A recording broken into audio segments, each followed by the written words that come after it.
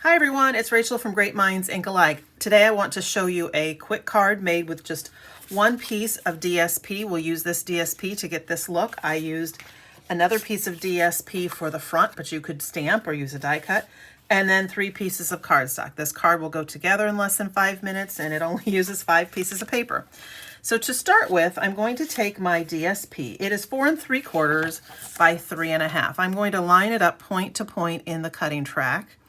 And if you've not cut diagonally, I like to set my blade down in the middle of the paper and cut out and cut the other direction. Sometimes when you hit that corner, it just kind of bunches up the corner. All right, now you need to rotate, keep it all together just like it's one piece of paper, and rotate it and do the other corner to corner. Okay, my corners are lined up. Yep, it looks like I've got one piece here. I'm going to set it down in the middle again. I'm going to cut up and then cut down. All right, and then I have the decision to make. Do I want to turn these pieces over, or do I want to turn these pieces over? And I think that's what I'll do. So I'm going to make my card just a little bit different than my sample. So I'm going to put it together like this. I'm just going to move this out of the way. I'm starting with a piece of real red. It is 8.5 by 5.5, and I folded it.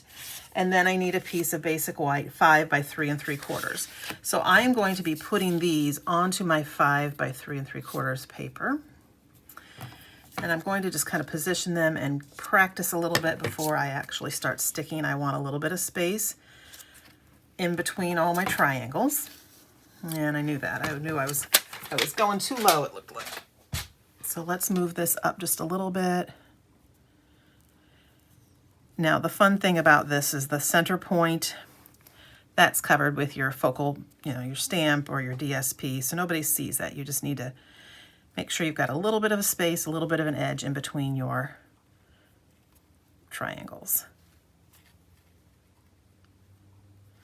Okay, it's not perfect, but I don't think we'll get it perfect as we move it around, so we'll just have to move it around and fix it as we go. I think I'll come up just a little bit higher at the top here.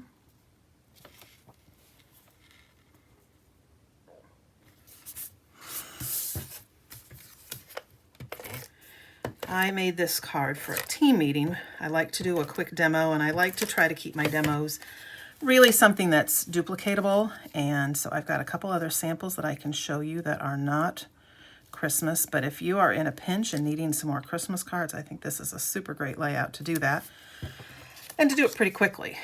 We're getting to that point that we want to be able to get them out in the mail. I did a terrible job last year, so that is one of my goals here very early in December this year. We'll see how I do. And if I find that I need more cards, this just might be the design I use. This paper is coming from the Christmas Tags and More. It's a 6 by 6, and it's made to, there's some ephemera in it. It's made for tags, for cards, you name it. It is really a pretty pack of DSP. And I'll show you the page that I used for the centerpiece here in just a minute. Okay. This is where using two-way glue would be helpful, because then you could position this a little bit easier. Because I've got to move that plaid. That's just not okay with me. I think it'll be mostly covered up, but I still need to try to line that up a little bit better. And maybe just by pulling it up, that will help. Okay, so then we're ready to put this on our card. And remember, a lot of this will be hidden. People won't see the center. You just kind of want to look at your spaces between your triangles. Now this piece comes from a piece of 6 by 6, and I used this for my original card.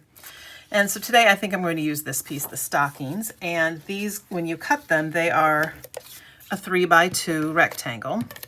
And so I matted it on a 3 1/8 by 2 1/8 piece of cardstock. Now, as I put that on there, I thought, oh dear, that's not very colorful, but I want the white to match the lines here. So I'll put it on the white, and then it'll really stand out once I have it all put together. So I have the plaid on the top and bottom on this one, and I kept the plaid on the sides for this one. So a very different card with just switching around how I did my plaids.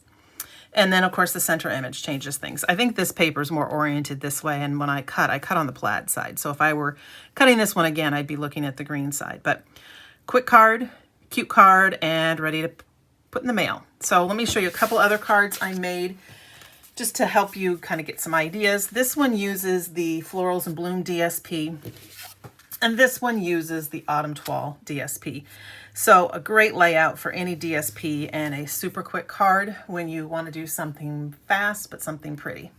Thanks for watching, everybody. See you next time.